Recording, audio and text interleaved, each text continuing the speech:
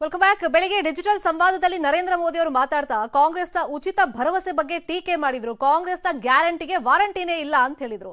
ಇದಕ್ಕೆ ಟಕ್ಕರ್ ಅನ್ನು ಕೊಡುವಂತ ಸಂದರ್ಭದಲ್ಲಿ ಮಲ್ಲಿಕಾರ್ಜುನ್ ಖರ್ಗೆ ವಿವಾದಿತ ಸ್ಟೇಟ್ಮೆಂಟ್ ಕೊಟ್ಟಿದ್ದಾರೆ. ಮೋದಿ ಅಂದ್ರೆ ವಿಷದ ಸರ್ಪ ಅಂತ ಹೇಳಿದ್ದಾರೆ. ದೇಶಕ್ಕೆ ಹಾಳು ಮಾಡ್ತಾ ಇದೆ. ಮತ್ತೆ ನೀವೇನಾದರೂ हिमाचल के लोग अभी अभी चुनाव हुआ है ना, 1 साल हो गया। हिमाचल के लोग आज तक कांग्रेस की गारंटी पूरी होने का इंतजार कर रहे हैं। वादे किया कुछ नहीं। राजस्थान के लोग भी कांग्रेस की गारंटी पर आज आंदोलन कर रहे। भाई क्या हुआ, सरकार का 4 साल बीत चुका, अभी तक गारंटी ही रह गई। कांग्रेस मतलब झूठ की गारंटी, कांग्रेस मतलब भ्रष्टाचार की गारंटी, कांग्रेस मतलब भाई भतीजावाद की गारंटी। कांग्रेस अब उस स्थिति में है जब वो ना कोई सच्ची गारंटी दे सकती है, और आपको तो मालूम है मेरे नौजवान दोस्तों, कांग्रेस की वारंटी तो बहुत पहले ही एक्सपायर हो चुकी है। जिसकी वारंटी एक्सपायर हो चुकी है उसकी गारंटी का मतलब क्या है जी? आइए देखते हैं। अब हमें और भी कुछ सवाल आ रहे हैं। देखिए, 5वें हमारे कार्यकर्ता मुझे सवाल पूछ रहे हैं। श्री DR योगेश जी हैं, वो तो बेंगलुरु से है, और उनका सवाल है कि सरकार बनने के बाद हम आने वाले 5 साल में कर्नाटका को कहां देख सकते हैं? ನಿಮ್ಮ ಐಡಿಯಾಲಜಿ ಏನಿದೆ, ನಿಮ್ಮ ವಿಚಾರಧಾರೆ ಏನಿದೆ, ಅದು ಬಹಳ ಕೆಟ್ಟಿರೋದ್ರಿಂದ ಅದು ದೇಶಕ್ಕೆ ಹಾಳು ಮಾಡ್ತಾ ಇದೆ. ಮತ್ತೆ ನೀವೇನಾದರೂ ತಪ್ಪು ತಿಳ್ಕೊಂಡ್ರಿ. ಮೋದಿ ಅಂದ್ರೆ ಈ ವಿಷದ ಹಾವಿದ್ದಂಗೆ. ನೀವಂದ್ರೆ ಇದು ವಿಷಯ ಅದ ಇಲ್ಲ, ನೋಡೋಣ ಸ್ವಲ್ಪ ನೆಕ್ ನೋಡೋಣ ಅಂತ ನೆಕ್ಕಕ್ಕೆ ಹೋಗಿರಿ, ನೆಕ್ಕರು ಸತ್ತ. ಇಲ್ಲ ಇದು ವಿಷಯ ಅದಾನೋ ಎಲ್ಲೋ ಮೋದಿ ಕೊಟ್ಟನ, ಒಳ್ಳೆ ಮನುಷ್ಯನ ಪ್ರಧಾನ ಮಂತ್ರಿ, ನಾವು ಸ್ವಲ್ಪ ನೋಡೋಣ ನೆಕ್ ನೋಡೋಣ ಅಂತ ಹೇಳಿ ಆ ವಿಷಯವನ್ನ ನೆಕ್ ನೋಡಿದ್ರೆ ನೀವು ಮಲಗೇ ಬಿಡ್ತೀರಲ್ಲೇ. ಹಂಗೆ ನೀವು ಯಾವಾಗಲೂ ಕೂಡ ಚಿಂತೆ ಮಾಡ್ಬೇಕು ಈಗ ದೇಶಕ್ಕಾಗಿ.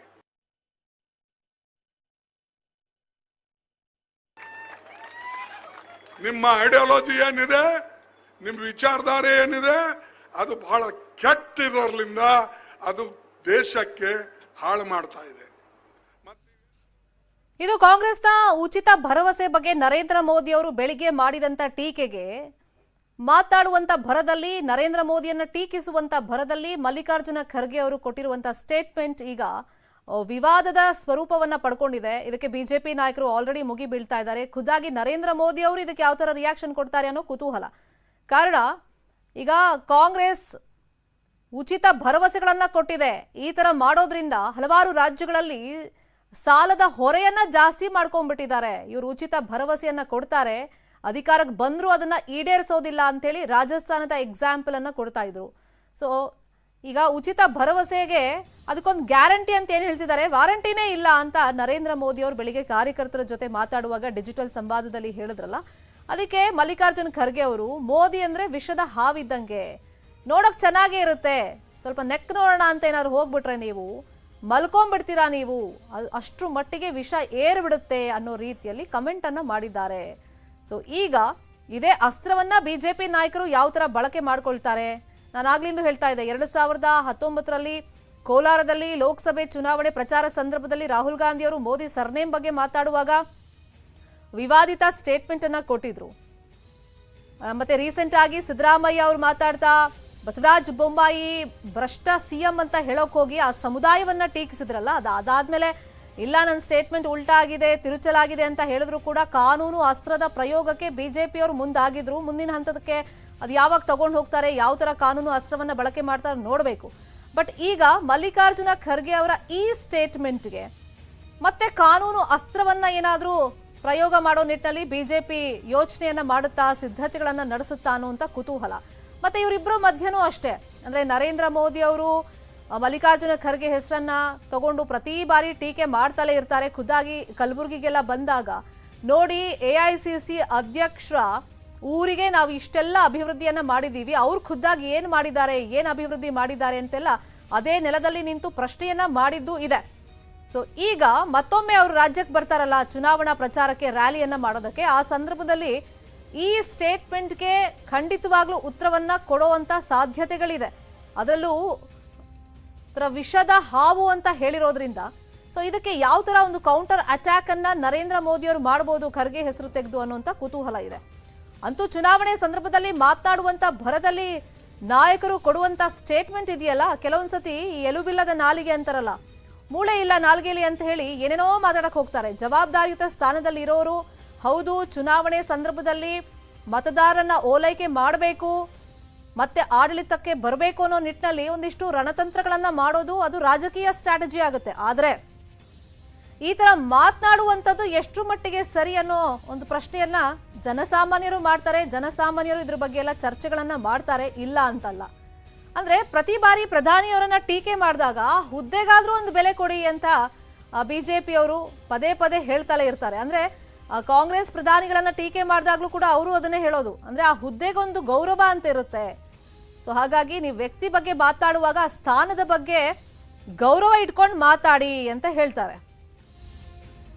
ಈ ಬಗ್ಗೆ ಮಾತನಾಡೋದಕ್ಕೆ ಬಿಜೆಪಿಯ ವಕ್ತಾರೆ ಆಗಿರುವಂತ ತೇಜಸ್ವಿನಿ ಗೌಡ ಅವರು ನಮ್ಮ ಜೊತೆ ಫೋನ್ ಸಂಪರ್ಕದಲ್ಲಿ ಜಾಯ್ನ್ ಆಗಿದ್ದಾರೆ. ತೇಜಸ್ವಿನಿ ಅವರೇ, ಈಗ ಕಾಂಗ್ರೆಸ್ನ ಗ್ಯಾರಂಟಿ ಬಗ್ಗೆ ಮಾತಾಡುವಾಗ ಅದಕ್ಕೆ ವಾರಂಟಿ ಇಲ್ಲ ಅಂತ ಹೇಳಿದಕ್ಕೆ ಖರ್ಗೆ ಅವರು ಮೋದಿ ಅಂತಂದ್ರೆ ನೋಡಕ್ ಚೆನ್ನಾಗೇ ಇರುತ್ತೆ, ಆದ್ರೆ ಮುಟ್ಟಿದ್ರೆ ನೆಕ್ಕಿದ್ರೆ ವಿಷ ಇಷ್ಟು ಗೊತ್ತಾಗುತ್ತೆ, ಮಲ್ಕೊಂಡ್ಬಿಡ್ತೀರಾ ಅಂತ ಹೇಳಿದ್ದಾರೆ. ಇದು ಬಹಳ ದುರದೃಷ್ಟಕರ. ನನಗೆ ಯಾಕೆ ಕಾಂಗ್ರೆಸ್ ಇಷ್ಟು ವಿಚಲಿತರಾಗ್ತಾರೆ ಅಂತ ಅಚ್ಚರಿ ಆಗ್ತಾ ಇದೆ. ಒಂದು ಟಾಲೆಸ್ಟ್ ಲೀಡರು ಕರ್ನಾಟಕದವರು ಖರ್ಗೆಜಿ ಅವರು, ಮತ್ತೊಂದು ಕಾಂಗ್ರೆಸ್ನ ಅಖಿಲ ಭಾರತ ಅಧ್ಯಕ್ಷರಾಗಿದ್ದಾರೆ. ಅಂದ್ರೆ ಎರಡನೇದು ಮೋದಿಜಿ ಅಡ್ರೆಸ್ ಮಾಡಿರೋದು ಬಿಜೆಪಿ ವರ್ಕರ್ಸ್ಗೆ ಮನ್ ಕಿ ಬಾತ್ ಅಲ್ಲಿ. ಅವ್ರು ಇನ್ನೂ ಕರ್ನಾಟಕಕ್ಕೆ ಬಂದೇ ಇಲ್ಲ, ಅಥವಾ ಅವರು ವೋಟರ್ಸ್ಗೆ ಅಡ್ರೆಸ್ ಮಾಡಿಲ್ಲ, ಅಥವಾ ಮೇ ಬಿ ಅವರಿಗೆ ಕಾಂಗ್ರೆಸ್ ವರ್ಕರ್ಸ್ಗೂ ಕೂಡ ಮೋದಿ ಒಬ್ಬ ಪ್ರೈಮ್ ಮಿನಿಸ್ಟರು ಚುನಾವಣೆಯನ್ನ ಹೇಗ್ ಮಾಡಬೇಕು ಅಂತ ತನ್ನ ಪಕ್ಷದ ಕಾರ್ಯಕರ್ತರಿಗೆ ಹೇಳಿದಂತ ವೈಖರಿ ಮತ್ತು ಇನ್ವಾಲ್ವ್ಮೆಂಟ್ ನಿಂದ ಅವರು ತುಂಬಾ ವಿಚಲಿತರಾಗಿದ್ದಾರೆ, ಡಿಮಾರಲೈಸ್ ಆಗಿದ್ದಾರೆ ಅಂತ ನನ್ಗನ್ನಿಸ್ತಾ ಇದೆ. ನಂಬರ್ 1, ಇದಿನ್ನು ಟ್ರೇಲರ್ ಮಾತ್ರ. ಪಿಕ್ಚರ್ ಅಭಿ ಬಾಕಿ ಹೇ, ಪಿಕ್ಚರ್ ಇನ್ನು ಬರೋದಿದೆ. ಇನ್ನು ನನ್ ಪ್ರೈಮ್ ಮಿನಿಸ್ಟರ್ ಕರ್ನಾಟಕಕ್ಕೆ ಹೆಜ್ಜೆನೆ ಇಟ್ಟಿಲ್ಲ. ಆಮೇಲೆ ಇದೇನು ಹೊಸ್ತಲ್ಲ ಬಿಡಿ. ಅವರಿಗೆ ಒಂದು ದೇಶದ ಪ್ರೈಮ್ ಮಿನಿಸ್ಟರ್ನ ಈ ರೀತಿ ತುಚ್ಛವಾಗಿ ಮಾತನಾಡ್ತಕ್ಕಂಥದ್ದು ಇದು ಅವರ ಅಧೈರ್ಯವನ್ನ ಮತ್ತೆ ಅವರ ಒಂದು ಎದೆಗೊಂದಿರೋದನ್ನ ತೋರಿಸ್ತಾ ಇದೆ. ಈ ಹಿಂದೆ ಸಿದ್ದರಾಮಯ್ಯನವರು ಕೂಡ ಅವರು ಹೇಳಿದ್ರು ನರಹಂತಕ ಅಂತ ಕರೆದಿದ್ರು.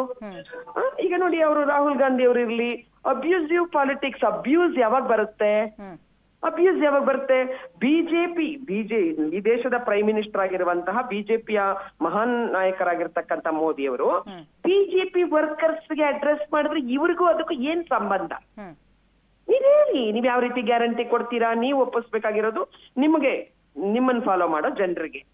ಸೊ ಅವರು ಸಂಪೂರ್ಣ ಎದೆಗುಂದಿದ್ದಾರೆ, ವಿಚಲಿತರಾಗಿದ್ದಾರೆ, ಡಿಮಾರಲೈಸ್ ಆಗಿದ್ದಾರೆ. ಅದಕ್ಕೆ ಅವರು ಒಂದು ರೀತಿಯ ಒಂದು ಸಮಚಿತ್ತವನ್ನ ಕಳ್ಕೊಂಡು ಮಾತಾಡ್ತಾ ಇದ್ದಾರೆ. ಆಮೇಲೆ ಇನ್ನೊಂದು ಪಾರ್ಟ್ 2, ಅವರು ಯಾವಾಗ್ಲೂ ಹಿಂದೂ ವಿರೋಧಿಗಳೇ. ನಮ್ಮ ಅಸ್ಮಿತೆ, ನಮ್ಮ ಆಸ್ತೆ.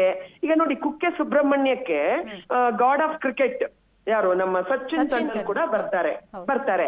ನಾಗದೇವರನ್ನ ನಾವು ದೇವರು ಅಂತ ಪೂಜೆ ಮಾಡ್ತೀವಿ. ನಾಗದೇವರು ಶಿವನ ಕೊರಳಲ್ಲಿರುವ ವಾಸುಕಿ, ನಾಗದೇವರು ವಿಷ್ಣುವಿನ ಆದಿಶೇಷ. ಇಡೀ ಭೂಮಂಡಲ ನಿಂತಿರ್ತಕ್ಕಂಥದ್ದು ಒಂದು ಸಮುದ್ರ ಮಂಥನದಲ್ಲಿ.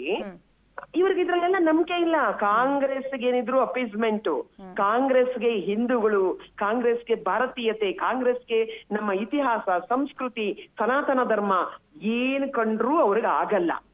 ಅದಕ್ಕೆ ನಾಗದೇವ್ರ ಪಾಪ ಅದಾಗದ್ ಏನು ಮಾಡಕ್ ಹೋಗಲ್ಲ, ಅದ್ರ ಪಾಡಿಗೆ ಅದಿರುತ್ತೆ. ಕುಕ್ಕಕ್ ಹೋದ್ರೆ ಕಚ್ಚುತ್ತಷ್ಟೇ ವಾಪಸ್ಸು. ಈ ಭಯೋತ್ಪಾದಕರಿಗೆ, ಮತಾಂತರವಾದಿಗಳಿಗೆ, ಗೋಹತ್ಯೆ ಮಾಡುವವರಿಗೆ, ಆಮೇಲೆ ಸಮಾಜಘಾತಕ ಶಕ್ತಿಗಳಿಗೆ ಮೋದಿ ಅವ್ರನ್ನ ಕಂಡ್ರೆ ಹಾವು ಕಂಡಷ್ಟು ಭಯ ಆಗತ್ತೇನೋ ಆಗ್ಬೇಕು ನನ್ಗನ್ಸೋ ಪ್ರಕಾರ. ಅದರ್ವೈಸ್ ಮೋದಿಜಿ ಒಬ್ಬ ಅತ್ಯಂತ ನಮ್ರತೆ ಇರುವಂತಹ, ತುಂಬಾ ಮೃದು ಸ್ವಭಾವದ ಒಬ್ಬ ರಾಷ್ಟ್ರ ಸೇವಕರು. ಸೊ ಮೇ ಬಿ ನಾನು ಇವತ್ತು ಹೇಳ್ತೀನಿ, ಈ ಮೋದಿಯವರನ್ನ ಅಟ್ಯಾಕ್ ಮಾಡಿದ್ರಿಂದಾಗಿ ಅತಿ ಹೆಚ್ಚು ಕಾಂಗ್ರೆಸ್ ವರ್ಕರ್ಸ್ ಬಿಜೆಪಿಗೆ ಬರ್ತಾರೆ. ಇದರಿಂದ ನನಗೆ ನಂಗೆ ಅನ್ನಿಸ್ತಾ ಇದೆ ಇವರು ರಿಯಾಕ್ಟ್ ಮಾಡಿರೋ ರೀತಿ ನೆಕ್ಸ್ಟ್ ನೋಡಿ. ನೋಡೋಣ ಮುಂದಿನ ಬೆಳವಣಿಗೆ ಏನೆಲ್ಲ ಆಗುತ್ತೆ, ನಾವು ಫಾಲೋ ಅಪ್ ಮಾಡ್ತೀವಿ. Thank you so much Tejaswini Gowda ಅವರೇ ನ್ಯೂಸ್ 8ಗೆ ರಿಯಾಕ್ಷನ್ ಕೊಟ್ಟಿದ್ದಕ್ಕೆ.